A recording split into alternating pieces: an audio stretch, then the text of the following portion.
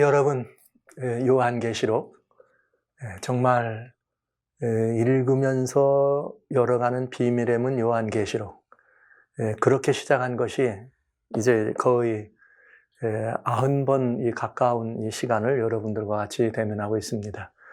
아마도 이 계시록을 다 마치려면 처음에 100번쯤은 가능하지 않을까 했는데 100번은 좀 넘어가야 될 것 같습니다.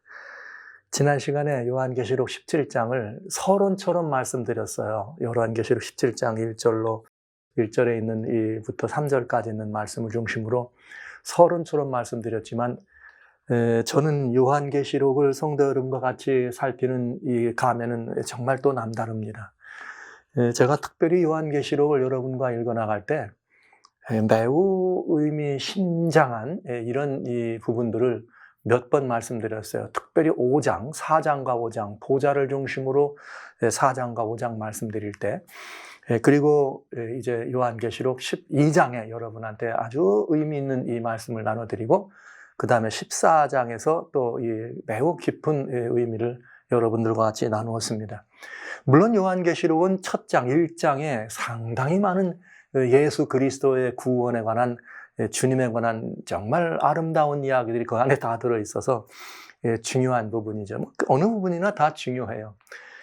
그런데 여러분, 요한계시록에는 모든 계시록의 전부가 다 성령에 감동된 기록이 들어있습니다. 그런데 특별히 요한계시록 1장의 10절에 내가 성령이 감동되었다. 그런가 하면 요한계시록 4장에 주님께서 2절에 내가 성령에 감동되었다, 이렇게 말씀했어요. 그런데 나머지 두 번, 물론 성령에 감동돼서 이렇게 뭔가를 바라보는 이런 부분들을 빼고는 직접 성령의 감동이 표현된 또 다른 두 번이 더 있는데, 그 또 다른 두 번의 세 번째가 어딘가? 계시록 17장 3절입니다. 여기는 감동이라고 되어 있지 않습니다. 성령께서 나를 데리고, 또 하나는 21장 10절에 보면은 성령이 나를 데리고, 이렇게 되어 있어요. 1장 10절과 4장 2절에는 감동이 돼서 이 모든 것들을 바라본 것을 묘사하도록 그렇게 하셨다면, 17장에는 직접 하나님께서 이 요한을 데리고 계시의 현장으로 들어가서 정말 중요한 걸 보여준 거죠. 직접 데리고. 21장에서는 물론 하늘에서 나오는 새 예루살렘 성을 보여줄 때 하나님께서 직접 요한을 데리고 산 꼭 올라가서 이 예루살렘의 강림을 보여주셨습니다. 이번에 읽어나가고 있는 요한계시록 17장에는 3절에 곧 성령으로 나를 데리고 이번엔 어디로 갔느냐? 광야로 나갔다, 이렇게 했어요. 성령으로 데리고 광야로 나가서 여기 이 음녀의 이 모습을 보여주시면서 붉은빛 짐승을 탄 여자, 음녀의 모습을 여러분 우리들에게 보여준 것입니다. 저는 이 17장에 대해서는 단순한 의미심장한 것이 아니라 마지막 시대를 살아가는 그리스도인들에게 선과 악의 대쟁투에서, 선악의 대쟁투에서 거의 정확하게 마지막 사건, 마지막 어떤 그 역사적인 부분 속에서 정말 놓치면 안 되고 반드시 주목해서 봐서 이 부분을 살펴봐야 될 매우 중요한 부분으로 요한계시록 17장을 저는 그렇게 이해하고 있고 여러분들과 그렇게 나누며 읽으려고 하는 것입니다. 그래서 17장을 제가 여러분과 나눌 때는 정말 그동안 전부 한 절 한 절 봤습니다만은 한 절 한 절만이 아니라 이 말씀에 대해서 이렇게 그 요절을 나누어가면서 여러분들에게 아주 샅샅이 이 말씀을 나누어서 특별히 요한계시록 17장이 이 시대를 위한 하나님의 기별, 그리고 이 시대를 살아가는 그리스도인들이 반드시 이곳에서 익혀야 할, 그래야지만 실수하지 않고 마지막 시대에 우리들이 마땅히 가야 될, 이미 어제 지난 시간 말씀드린 것처럼 요한계시록 17장은 계시의 시점이 어디라고요? 요한계시록은 계시의 시점이 일곱 재앙이라고 하는 이 땅에서 마지막 사건들이 우리들에게 주어진 그 재앙 한 복판에서 일어나는 일이었다는 걸 여러분 보셨어요. 아주 분명한 이유의 여지 없이 성경대로 일곱 대접을 가진 일곱 천사 중 하나가 보여졌으니까 일곱 대접은 일곱 재앙을 가진 천사들이었으니 아주 우리가 성경만으로도 충분히 이해가 가능한 다른 어떤 설명이 필요 없는 그런 부분이었습니다. 그래서 요한계시록 17장을 이제 여러분들과 같이 서론처럼 음녀에 관한 이야기, 그 다음에 두 여인이 이렇게 대비되면서 음녀에 관한 근본 문제, 말하자면 본질, 우리 그리스도인들이 한 가지 늘 좀 제가 이렇게 보면서 아쉬움이 있다면 그런 거예요. 우리 예수님을 믿는 사람들이 마음이 다 급한 사람들 같아. 성경을 읽을 때 뭘 듣기를 원하느냐면 그냥 단답형으로, 문답형으로 뭘 듣기를 원해요. 그래서 이건 뭐지? 이건 뭐지? 그래서 음녀하면 뭐 또 아니면 짐승하면 이게 딱딱 떨어지는 거를 좋아해. 물론 그건 실수함이 없으면 안 되기 때문에 딱딱 떨어지는 것은 사실입니다. 그러나 성경의 이런 부분들을 이해할 때는 짐승은 그냥 다니엘 7장에 보면 17절에는 왕이다. 다니엘 7장 23절에는 이 나라들이다. 이렇게 돼 있으니까 이제 짐승은 성경에 나오는 짐승은 왕과 나라를 의미합니다. 이렇게만 볼 수도 있지만 하나님께서 인생의 역사를 짐승에게 비유하셨을 때는 무슨 의미가 있나? 짐승이라고 하는 그 본질적인 의미도 생각해 보는 것이 훨씬 더 은혜가 있고 깊이 있는 이해가 가능하다 이것이죠. 그래서 지난 시간에는 여기 말하는 음녀들의 여기 어미다 혹은 음녀, 계시록 여기 5장 17장 5절에는 땅의 음녀들과 가증한 것들의 어미다 이렇게 돼 있어요. 지난 시간에 본 음녀가. 그러니까 그럼 그 음녀란 뭐다 이렇게 딱 얘기하는 것보다 그 음녀의 본질적인 의미가 무엇인지 지난 시간에 그래서 정결한 여인과 음녀를 대비하면서 여러분에게 말씀드렸습니다. 그렇게 이해하시면 훨씬 더 성경의 내용이 깊어지고 그리스도인 신앙생활이 더 풍요로워지는 걸 알 수가 있어요. 수학을 공부하는 학생들이 문제 읽고 답을 외워. 그리고 시험에는 맞을 수 있지만 응용되면 틀리잖아요. 풀지도 못하잖아요. 근데 오늘 우리 그리스도인들의 경험 가운데 그런 부분들을 제가 보는 거죠. 성경의 모든 부분들은 그 어떤 상징이나 이런 부분들을 이해할 때 있어서 그 역사적인 백그라운드와 그 비하인드에 들어있는 성경적 이 비하인드 스토리들을 잘 밝히는 것은 아주 중요합니다. 그걸 먼저 이해하고 그 다음에 답을 알면 문제풀이가 쉬워진다는 거죠. 그래서 이제 그렇게 여인에 대한 이야기를 두 여인의 비밀을 이야기한 것을 이제 근거로 해서 이 시간부터는 아주 차근차근 여기 음녀와 짐승, 일곱 머리 열 뿔 가진 짐승에 관한 이야기. 이 계시록 17장에는 처음 시작할 때는 음녀의 그 심판이 있다. 음녀가 받을 심판이 무엇인지를 내가 보여준다. 그래서 음녀가 심판받는 걸 중심으로 보여줬어요. 그런데 거기 다 계시록 17장의 내용 가운데는 음녀보다는 이 일곱 머리 열 뿔 가진 짐승의 정체를 밝히는 것이 굉장히 중요하게 들어 있습니다. 그건 왜 그런가?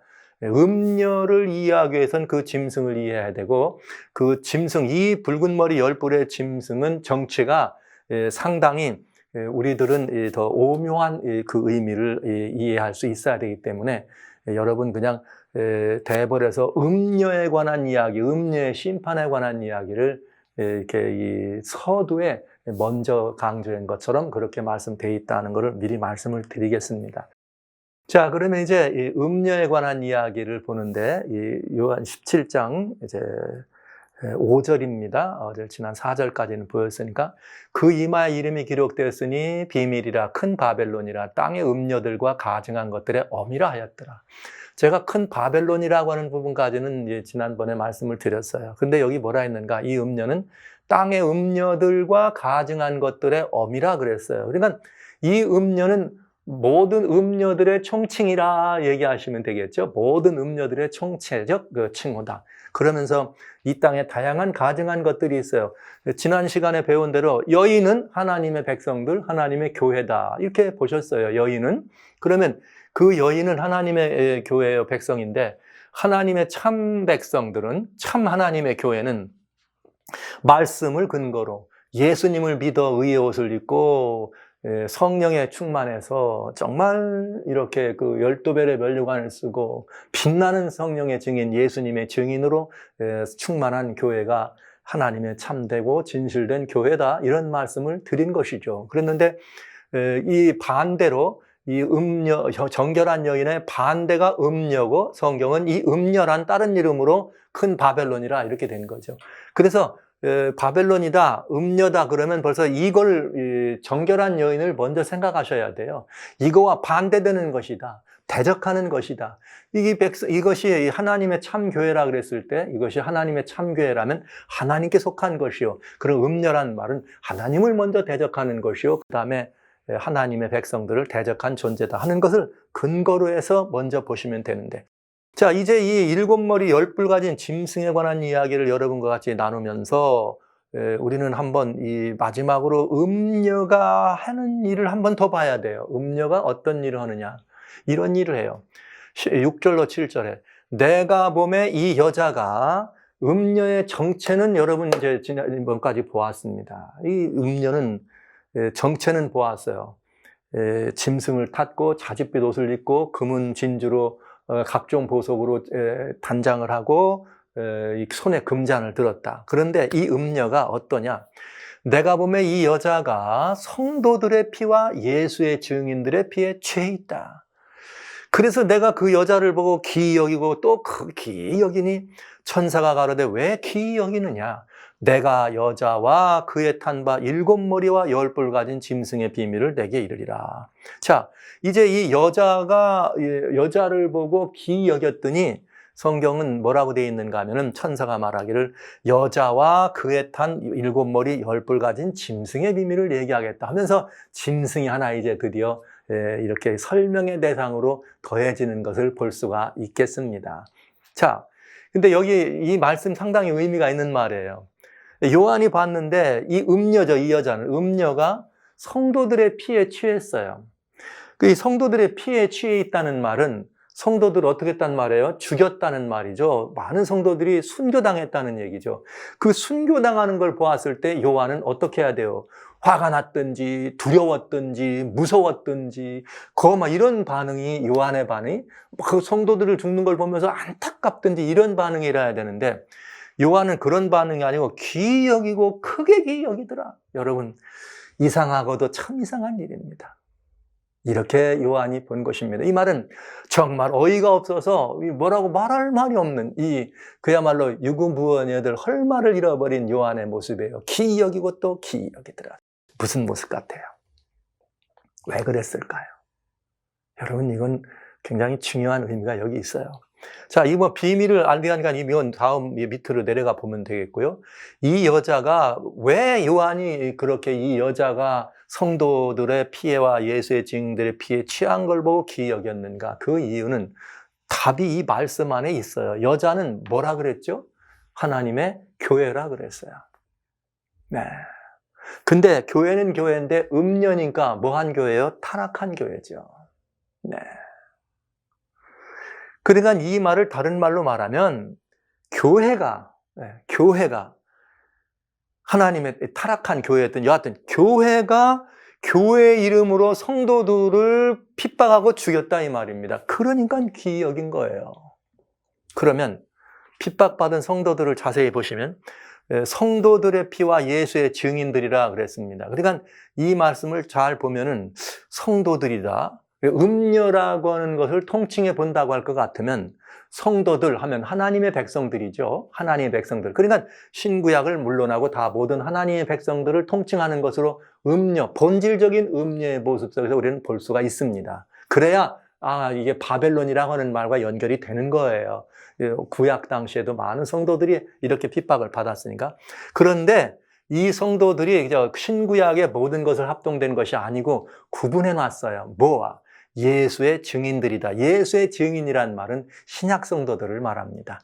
예수님의 십자가 이후에 십자가의 증인으로서, 십자가의 증거로서 예수 그리스도를 통하여 이제는 반석 같은 예수님의 반석 위에 서 있는 이 하나님의 백성들, 그들이 예수의 증인이죠. 제자들을 보고 주님께서 너희는 내 증인이다. 내가 이 반석 위에 내 교회를 세우리라. 예수님의 병이 신약교회죠. 그러니까 말하자면 예수의 증인들이란 말은 신약교회 십자가 이후의 성도들을 말씀하신 것이고, 여기 성도들이라고 그러면은 구약의 모든 하나님의 백성들. 그러니까 음녀는 구약 당시에도 하나님 백성들을, 하나님을 대적하고 그 백성들을 많이 핍박하고 압제한 걸 우리는 볼 수 있는 거죠. 그래서 성도들과 예수의 증인이란 구약과 신약의 성도들을 핍박했다. 이렇게 보시면 되겠고요. 이것을 계시의 시점에서 이 여자로 봤을 때는 이 음녀의 정체가 그때 탄생한 게 아니고 이전부터 내려온 여인이라는 의미가 또 들어있는 거죠.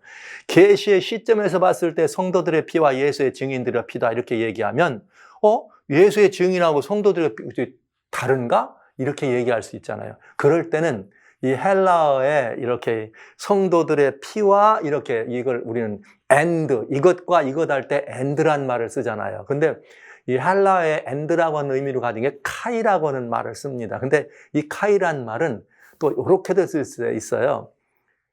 성도, 곧 예수의 증인. 이렇게도 해석할 수 있습니다. 그러니까 이 의미는 신약 백성을 계시의 시점에서는 우리들이니까 이럴 때는 성도 곧 예수의 증인들이야 이렇게 해도 해석에 무리는 없겠습니다. 그러나 그것보다는 아직 이 음녀의 정체가 여러분에게 공개되지 않았으니까 음녀의 정체가 공개될 때까지는 음녀의 존재는 지난 시간에 본 것처럼 바벨론 구약 당시부터 있어 왔으니까 늘 구약 당시는 하나님을 대적했고 성도들을 핍박했다. 그러니 역사 속에서 계속해서 성도들을 핍박한, 그 다음에 신약 이후에 예수님 십자가 이후에는 예수의 증인들을 핍박한 그 순교자의 피에 취했더라. 이렇게 보면 되겠어요. 그래서 기여기고 또 어떡하더라? 기여기더라. 교회 이름으로 교회를 핍박했으니까 기이한 거죠. 어이가 없는 거죠. 만약에 그냥 다른 이름으로 무슨 이방 나라 이름으로 이스라엘을 핍박했다 그러면 당연히 그렇게 생각하는데, 이건 쉽게 말하면 이스라엘이란 이름으로 이스라엘을 핍박했다 이렇게 보시는 거예요. 그러니까 요한은 기이 여길 수밖에는 없었습니다. 자, 이 음녀의 정체는 이제 이 계시의 시점으로 돌아와서 예수의 증인을 핍박한 하나님의 교회였다. 보시면 되겠어요. 여인은 교회였고 음녀는 타락한 교회였으니까. 어떻게 이렇게 이 음녀가 그런 모습을 보였는가 하면, 자, 1번 금잔입니다. 금잔을 들었어요. 금잔을 들고 바벨론의 독주로 취하게 한 것은 거짓말과 거짓 진리를 가지고 취하게 한 것이고요. 자주 색깔 옷을 입었다는 것은 예수의 보혈을 흉내낸 거니까 거짓 그리스도, 우리는 이걸 적그리스도라고 표현합니다. 그 다음에 짐승을 타고 앉았다. 그러면 짐승이라고 하는 것은 나라와 왕들을 말하니까 정치적 권력을 이용해서 성도들을 죽이고 그 피에 취했다. 이러면 아까 말한 5절에 대한 해석이 되는 거예요. 이렇게 금잔으로 되어 있는 거짓 가르침을 가서 먹이게 하고, 그 다음에 가짜 이렇게 예수님을 흉내내면서 그 다음에 세속적인 권력을 이용해서 성도들을 피했다. 그제가 여기에 음녀, 예수의 증인을 핍박한 게 이제 구약을 빼고 신약으로 줄인 것입니다. 그러면 이제 이렇게 돼 있다. 그러면 바벨론의 독주는 계시록 17장에서 일단 음녀와 이 일곱 머리 열 뿔의 짐승, 이들 사이에 있는 그 다양한 문제, 그 다음에 이것들의 심판을 본 다음에 바벨론의 독주는 좀 그 뒤에 17장을 좀 이렇게 여러분들에게 다시 한번 이 바벨론의 독주라고 하는 금잔의 독주, 이걸 알아두는 건 아주 유익하기 때문에 그건 별도로 좀 다루려고 그래요. 요 뒤에서. 그래서 그 장면은 별도의 장에서 다루기로 하고, 17장이 말하는 음녀, 곧 말세 바벨론이에요. 음녀, 곧 말세 바벨론의 정체 가운데 음녀의 어미에 대해서 정확하게 마지막 때 음녀가 누구인가를 성경은 설명해주고 있습니다. 그 정확하게 계시록 17장에 말하는 음녀는 발세 바벨론의 정체, 음녀는 곧 바벨론이라고 했으니까요. 정체는 어디에서 가장 잘 나와 있느냐? 계시록 18장 다음 장에서 나와요. 절묘하게도 이걸 하나님께서는 17장에서 음녀의 심판을 보여주고 18장에서 더 자세하게 보여줘요. 음녀의 심판. 그러니까 이 말은 무슨 말이냐? 음녀가 타고 있는 짐승보다는 누가 더 중요한 거예요? 음녀가 누구인지를 우리들에게 더 정확하게 알도록 보여주신 것입니다. 그래서 그건 대단히 중요한 거예요. 누군가 보라. 큰 성 바벨론이요. 음녀라 그랬어요. 아까 큰 성 바벨론이다. 음녀들의 어미다. 음녀예요. 귀신의 처소와 각종 더러운 영에 모이는 것과 각종 더럽고 가증한 새에 모이는 것이 되었다. 여러분, 바벨론은, 음녀는 귀신의 처소예요. 귀신의 처소니까 이건 종교적인 의미죠. 각종 거짓 종교들이죠. 귀신이니까 섬기는 귀신의 처소고 각종 더러운 영이기 때문에 이것도 똑같이 종교입니다. 그런데 더러운 영이라고 할 때는 종교적 신앙만이 영이 더러운 것이 아니라 다양한 이 사상들, 그릇되고 잘못되어 있는 다양한 사상들이 있죠. 하나님을 대적하는 많은 사상들도 다 종교가 아닌 세상의 헛된 속임수요, 거짓 철학이라고 하는 골로새 2장에 보면은 골로새 2장에는 하나님께서 그 부분에 대해서 우리들에게 아주 정확하게 설명해 주십니다. 골로새 하나님 말씀 2장에는 8절에 뭐라고 되어 있는가? 누가 철학과 헛된 속임수로 너희를 노략할까 주의해라. 철학과 헛된 속임수다. 지난번 계시록 14장에 제가 세 천사의 기별을 설명해 드릴 때 제가 이 말씀을 잠깐 드렸어요. 이 헬라의 철학 사상들이 정말 숨겨진 양날의 비수가 돼가지고 교회를 완전히 병들게 했다. 이게 헬라의 철학. 이것이 더러운 영의 사상이란 말이에요. 그래서 이건 뭐냐? 사람의 유전과 세상의 초등학문을 쫓는 것이고 그리스도를 좇는 것이 아니라 이렇게 되어 있어요. 그리스도를 좇는 것이 아니라고. 그래서 이런 것들, 그 다음에 각종 더럽고 가증한 새에 모이는 것이 되었다. 이 새는 이제 인간의 어떤 그런 인간의 이기적인 마음이나 인간의 세속적인 것들로 인해서 다양한 그런 그릇되고 거짓된 그런 인간의 항설하는 세상 풍설과 풍속과 이런 모든 것들, 한마디로 말하면 다 뭐가 됩니까? 종교적인 것이요, 영적인 것으로 보시겠어요.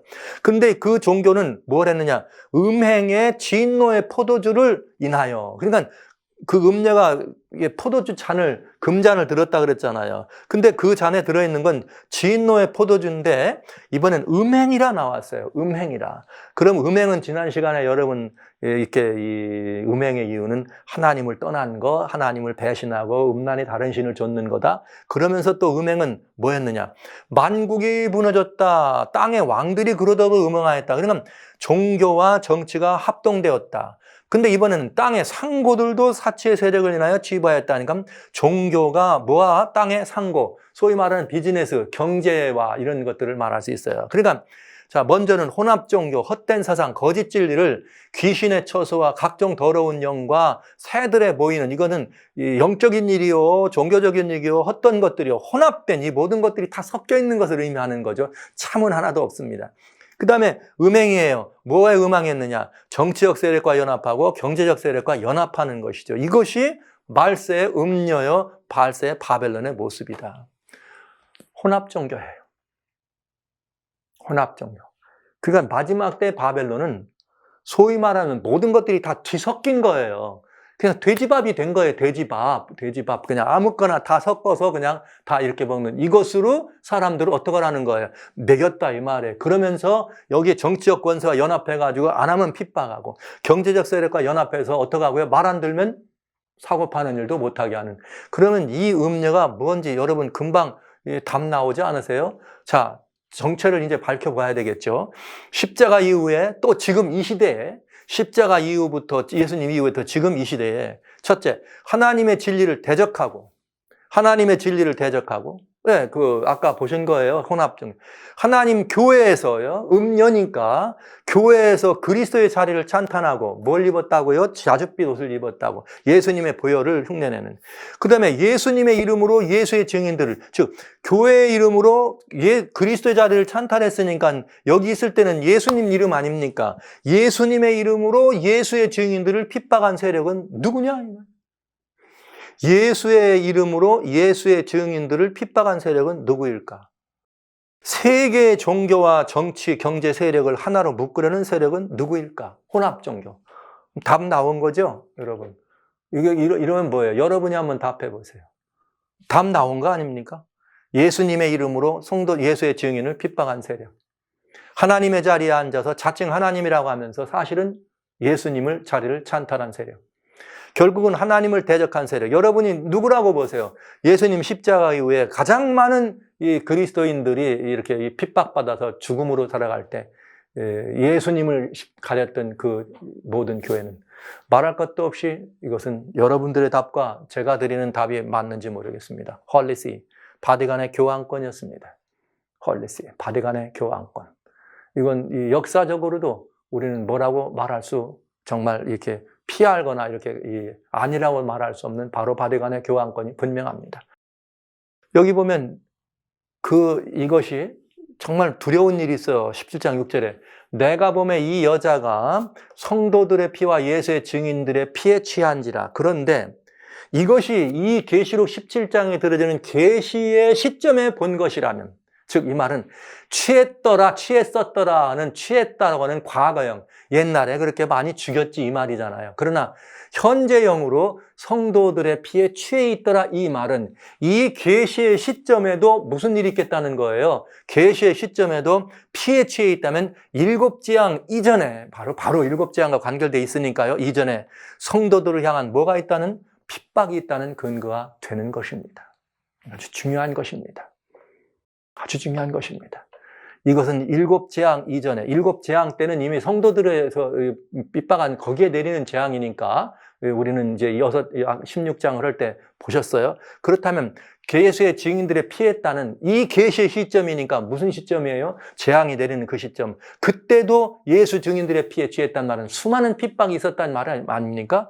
그러니까 7재앙 이전에는 성도들을 향한 핍박이 있다는 아주 중요한 근거가 되겠습니다.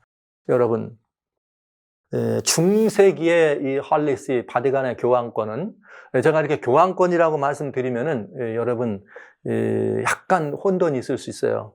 막 지금 이 시점에 있는 교황 아무개 이렇게 얘기하려고 하는데 그건 한 인물을 말하는 것이 아니고 이건 그 쇄도와 권세를 말하는 것이에요. 말하자면 그 자리를 여러분에게 말씀드린다고 하면 더 편하겠고요. 그 다음에 중요한 것이 있습니다. 우리는 바티칸의 교황권이다 그러면 어디 뭐 나쁜 어떤 누구의 무리들 같지만 그게 아니고 타락한 기독교라고 보시면 되겠어요. 여기 많은 개신교인들이 있고 뭐 천주교에서 오신 분들, 개신교에서 여러분 모두는 다 여기에 자유롭지 않아요. 그건 천주교를 말하는 거다. 이건 그게 아니에요. 왜? 중세라고 하는 거, 실제 중세를 우리 기독교가 이끌어 왔을 때 교황권이 성립하고 교황권의 이 세계 이 모든 지상권을 확보할 때는 오늘날 여러분이 이해하시는 천주교나 이런 것이 아니에요. 그냥 기독교인데 타락한 기독교를 말하는 것입니다. 그때예요. 타락한 기독교 때에 교회는 신성한 권위에 의하여 이단자들의 재산을 몰수하고 그들을 감금하고 화형을 선고할 수 있다. 근데 여기 이단자라고 하는 말 속에는 하나님을 모르거나 예수를 거절한 사람들에 대한 그것을 표현하기보다는 오히려 누구냐?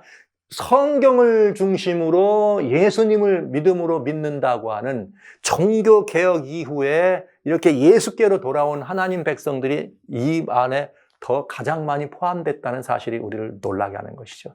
그리고 이 시대에 가장 무서운 형벌과 사형도 내릴 권리가 교회에 있다. 교권이 완전히 서 있기 때문에 이단보다 더 중요한 범죄는 없다. 그러므로 이는 근절돼야 한다. 이때 이단이란 타락한 교회와 반대되는 가르침, 타락한 교회에 순종하지 않으면 다 이단이라 이 말이에요.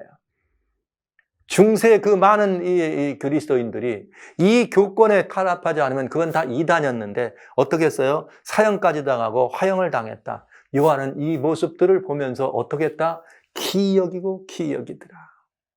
즉 예수님의 이름으로 예수를 믿는 사람들을 핍박한 것입니다. 예수님의 이름으로 예수의 증인들을 다 그 피에 취했단 말이죠. 그러니까 이거 정말 기이한 일 아닙니까?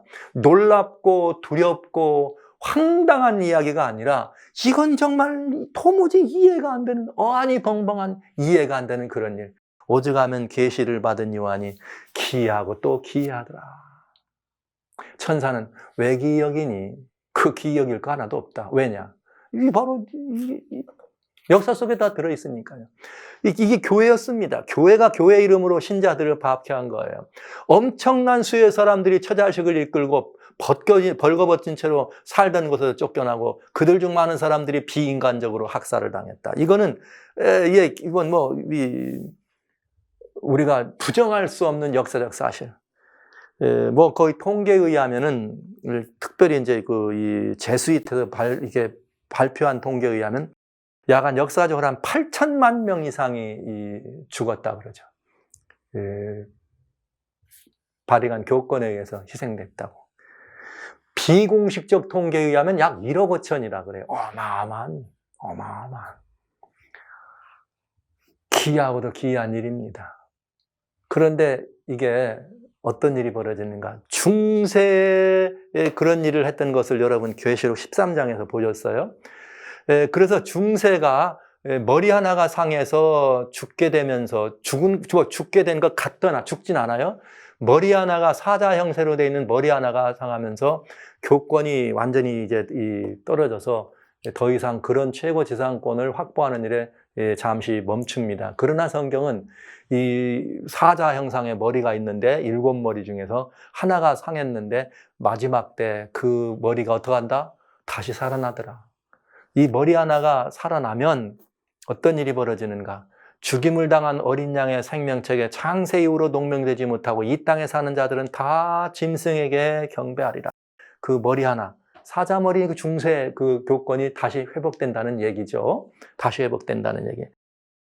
이 그림은 2015년 12월 달에 프랑스에서 COP21이라고 하는 환경회의가 열릴 때에 말하자면 2015년 70차 유엔 총회에서 정말 세계 모든 지도자들 앞에서 유엔 총회에서 교황 바티칸의 이 총수가 얘기하면서 지구를 살리는 일에 모두가 다 하나 되라 하는 이런 명령을 내리는, 그런 다음에 되는지 안 되는지를 살피겠다. 그래서 one lion on my church, 하나의 사자예요. 왜요?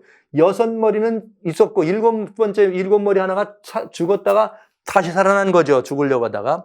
대단히 의미 있는 이 시간이었습니다. 대단히. 캐톨릭이라고 하는 교회 자체에서 이걸 프로젝트 했으니까요. 대단히 의미 있는. 그래서 계시록 13장은 모든 짐승에게 경배하더라. 그런데 이 짐승의 우상에게 경배하지 아니하는 몇이든지 다 죽이게 하더라. 그러니까 여러분 어때요? 마지막에 핍박이 있어요, 없어요? 있어요. 그래서 이 핍박이 있기 때문에 요한은 피에 뭐한지라 취한지라 이렇게 말을 한 것입니다. 음녀입니다.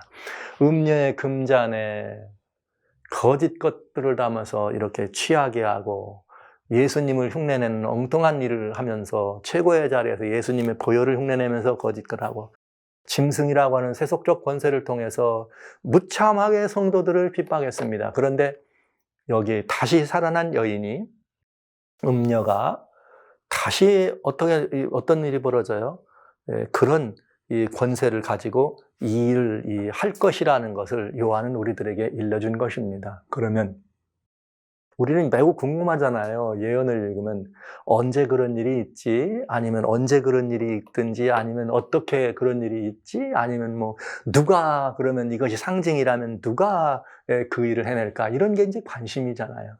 근데 이미 음녀는 그가 누군지, 이제는 우리는 음녀에 대해서는 이렇게 저렇게 뭐 설명이 더 필요 없어요. 왜? 역사가 얘기했고 성경이 얘기한 것들이 너무 다 여러 가지 방법으로 타락한 기독교, 그리고 이것이 중세를 지나오면서 최고 이걸 가졌던 이 타락한 기독교, 거기에 교권을 장악하고 있는 교황권이다. 홀리스라고 하는 교황권, 바티칸의 총수, 교황권, 어떤 한 인물, 교황을 말한다고 여러분 이해하지 마시기 바랍니다.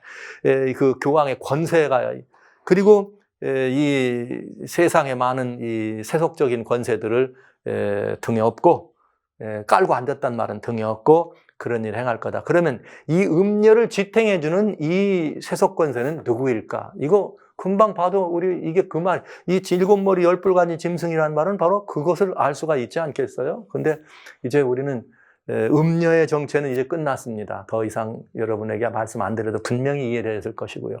이제부터 계시록 17장에 나오는 7머리 10뿔 가진 짐승. 왜냐하면 이 짐승을 아는 것은 또 중요해요. 짐승을 아는 것은 보시죠. 천사가 가로되 왜 기이 여기냐? 내가 여자의 탄바, 그의 탄바 7머리 10뿔 가진 짐승의 비밀을 내가 이를 거다. 그런데 이 짐승은 누구냐? 내가 본 짐승은 전에 있다가 시방 없으나 장차 무정행으로부터 올라와 멸망에 들어간다. 땅에 거하는 자들로 창세 이후에 생명책에 농명되지 못한 자들이 이전에 있다가 시방 없으나 장차 나올 짐승을 보고 기이 여기더라. 기이 여기더라. 이렇게 돼 있어요. 약간 비슷한 말이죠. 예. 자, 그런데 보세요. 일곱 머리 열 뿔 가진 짐승이 누군가 정체가 딱 집어서 나옵니다. 그게 11절인데 전에 있었다가 시방 없어진 짐승, 그 전에 있었다가 시방 없어진 짐승은 여덟 번째 왕이다. 일곱 중에 속한 자라 저가 멸망으로 들어가리라. 그러니까 일곱 머리가 있었잖아요. 그런데 일곱 머리가 있었는데 이 왕은 여덟 번째 왕이더라. 왕은 다니엘 7장 17절 23절에 짐승은 왕이나 나라를 의미한다 그랬으니까 여덟 번째 왕은 여덟 번째 뭘 말하는 거예요? 나라? 아니면 여덟 번째 인류를 호령할 가장 강력한 파워 있는 나라, 아니면 그 어떤 이 왕을 지칭하는 것을 우리 너무 쉽게 이해할 수 있죠. 그러면 이제 여덟째 왕, 이 여덟째 왕이 누군가 아주 기초가 지목됩니다. 왜? 이 여덟 번째 왕이 어디 들어간다? 멸망에 들어간다. 이렇게 돼 있으니까 멸망에 들어갈 여덟 번째 왕. 여덟 번째 왕의 정체를 한번 살펴봐야 돼요. 자, 일곱 머리 열 뿔이 가지고 있는 이 여덟 번째 왕이 짐승에는 굉장히 중요한 비밀이 있다. 이것을 먼저 봐야 되겠고요. 그 다음에 전에 있다 시방 없으나 장차 이 짐승이 나온다. 그러면 이게 도대체 누굴까? 역사 속에서. 그 다음에 이 여덟째 왕의 신원은 어디서 나오느냐? 무적행에서 올라온다. 이게 다 힌트예요. 그리고 실수하지 않는 힌트가 될 것입니다. 그 다음에 기이 여기더라. 사람들이 그를 보고. 자, 그 다음엔 9절로 11절. 지혜 있는 뜻이 있는데 여기 있다. 왜냐? 일곱 머리는 설명 다 해주네요. 그러니까 이거 해주는 건 우리가 이해할 필요 없잖아요. 일곱 머리는 여자가 앉은 일곱 산이다. 여러분, 산 하면 우리 하나님의 아마겟돈 할 때 할모에또라 그래서 하나님의 무기또라고 하는 산이다. 근데 그 이 산이라고 하는 것은 때로는 회중이기도 하고 하나님의 보좌가 있는 것이다. 이런 의미로 우리 이 산을 설명했습니다. 그러니까 일곱 산인데 그 일곱 산을 뭐라고 말했냐? 여자가 앉은 일곱 머리는 여자가 앉은 일곱 산이요 또 일곱 왕이라. 그러니까 머리와 산과 왕은 같은 의미입니다. 그러니까 일곱 왕이다. 그러니까 왕이면 곧 나라를 의미하는 것으로 여러분 우리 이해하시면 되겠고요. 그런데 다섯은 망했다. 하나는 있다. 그럼 다섯은 망하고 하나는 있단 말은 지금이죠. 그러니까 여섯 번째. 다른 일은 아직 이르지 아니하였다. 이러면 반드시. 그러니까 지금 이 계시가 주어진 시점은 이 계시가 주어진 시점에서 보면 지금은 몇 번째 왕이 있다? 여섯 번째 왕이다. 너무 쉽죠? 여섯 번째 왕. 그 다음에 일곱 번째 왕은 아직 이르지 않았다. 이르면 반드시 잠깐 동안 계속하리라. 전에 있다가 시방 없어진 짐승은 여덟째 왕이다. 그러니까 일곱 머리 열 뿔을 가진 일곱 머리 여부는 조금 다른 의미가 되겠네요. 일곱 중에 속한 자라 저가 멸망으로 들어간다. 자, 아까 이제 보였어요. 이 여덟째 왕에 대해서 여덟째 왕을 알려면 일곱 머리가 뭔지를 알아야 되겠죠. 그래 여덟 번째가. 왜? 일곱 머리가 일곱 왕이라 그랬으니까. 다섯은 망하고 하나는 있고 장차 나온다. 일곱째는 잠시 욕된다. 그러면 지금 있는 것이 누구냐? 이것만 밝히면 여덟째 왕이 나와. 그런데 또 이제는 뭐가 나와 있느냐? 내가 보던 열 뿔은 아까 일곱 머리 열 뿔이니까요. 열 뿔은 또 열왕이다. 아직 나라를 얻지 못했으나 다만 짐승으로 더불어 임금처럼 권세를 일시 동안 받으리라.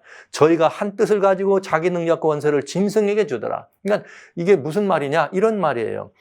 열 뿔은 열왕이다. 열왕이고 나라를 얻지 못했다. 나라를 아직 못 왔다. 그러니까 나라를 열왕이 뭉쳐서 무언가 한 나라를 맡기를 원했는데 이 나라를 얻지 못했다 이 말이죠.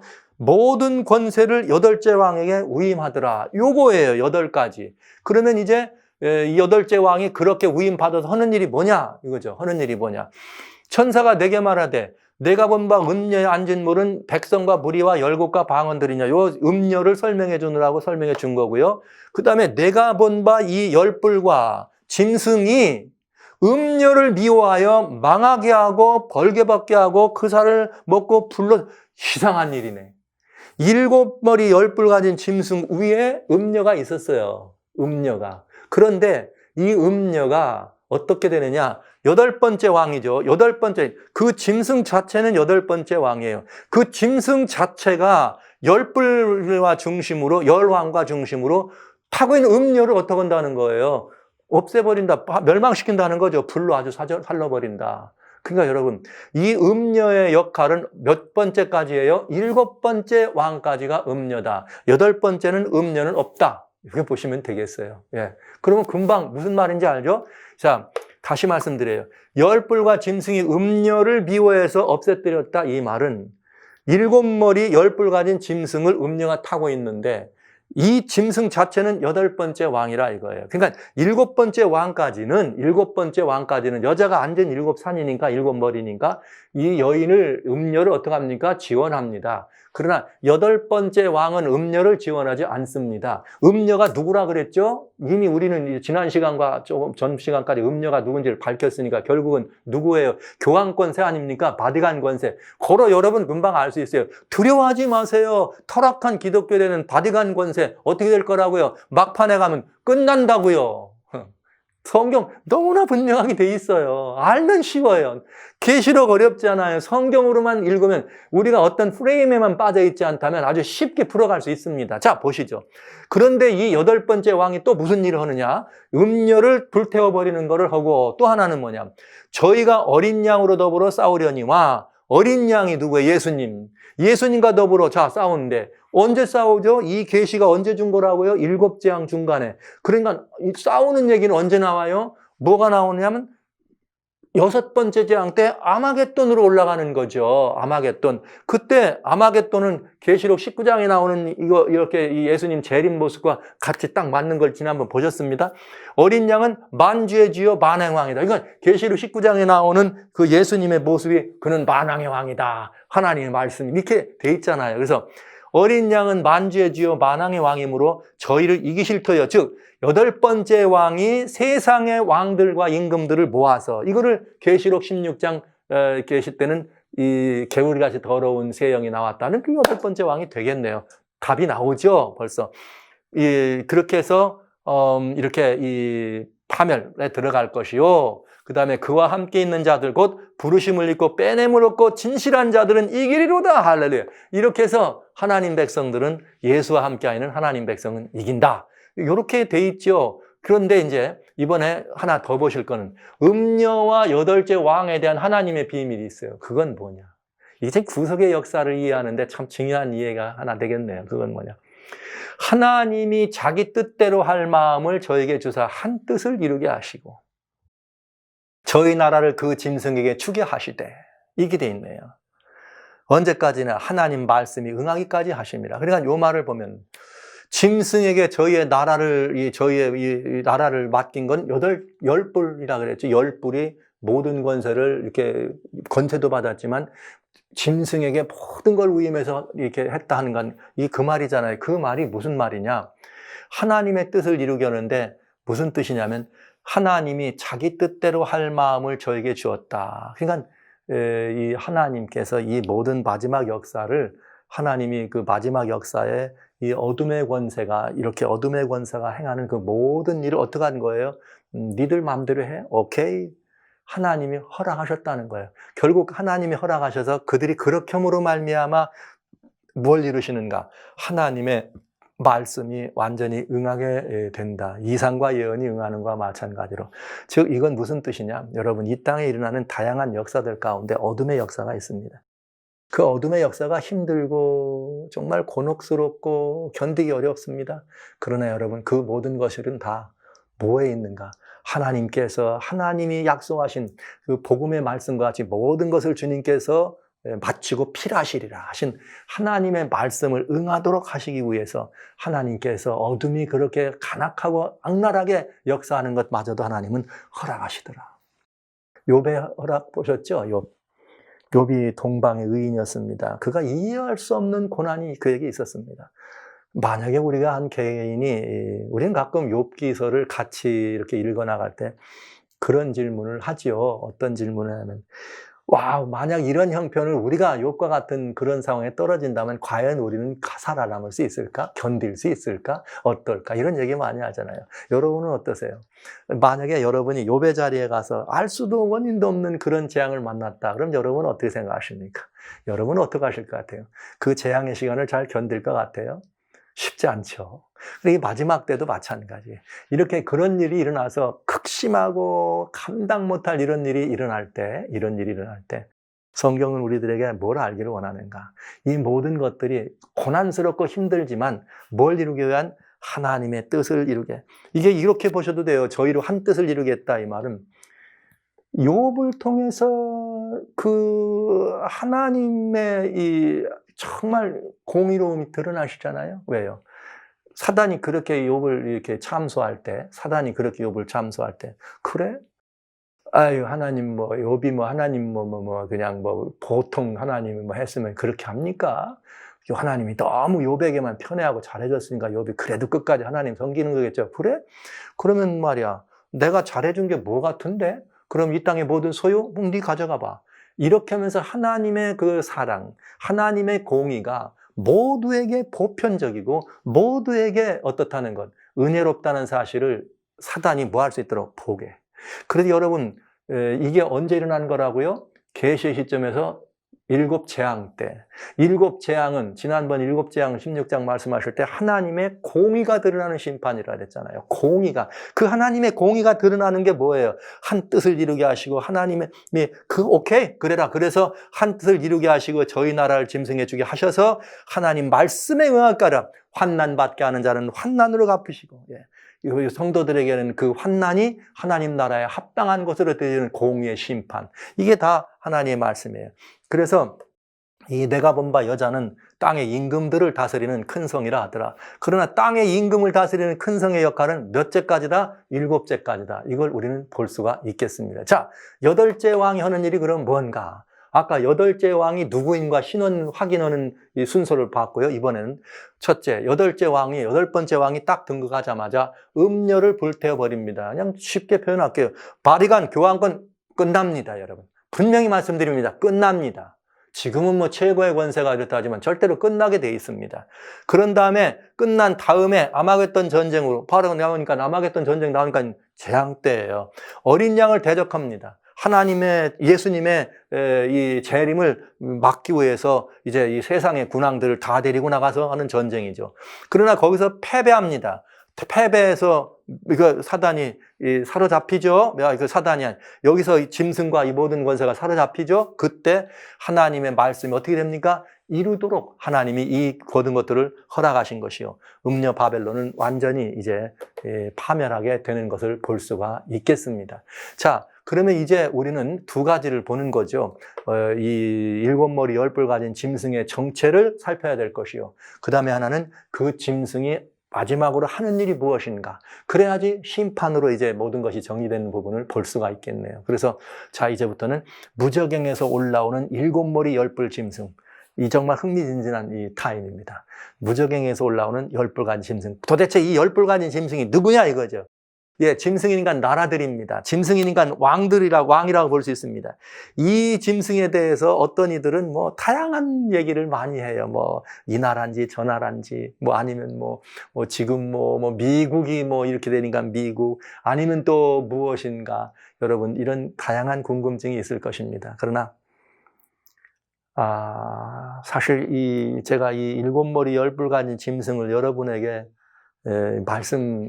드리는 일은 굉장히 제 마음에는 부담도 되고 또 꼭 말씀드려야만 되는 일입니다. 어떤 부담이나 어떤 어려움이 있어 이 말씀을 드려야 합니다. 그래서 여러분 마음을 합체해 주셔서 7머리 10뿔 가진 이 짐승이 누구인지를 밝히면 여러분들이 이 시대를 읽는 안목이 활짝 열리실 것이고 그러면서 이 시대 속에 그리스도인으로서 어떤 태도와 어떤 이 위치에 내가 서 있어야 되며 어떤 행보를 갖춰야 될지에 대한 분명한 이해가 되실 것으로 확신합니다. 그리고 마지막 시대를 살아가는 그리스도인들이 언제 어떻게 행동해야 될 것인가도 여러분은 충분한 답을 얻으실 수가 있는 매우 중요한 이치입니다. 자, 이제 그러면 지금부터 이 무저갱에서 올라오는 7머리 10뿔 가진 짐승의 정체를 아주 자세하게 여러분에게 살피는 시간을 갖도록 합니다.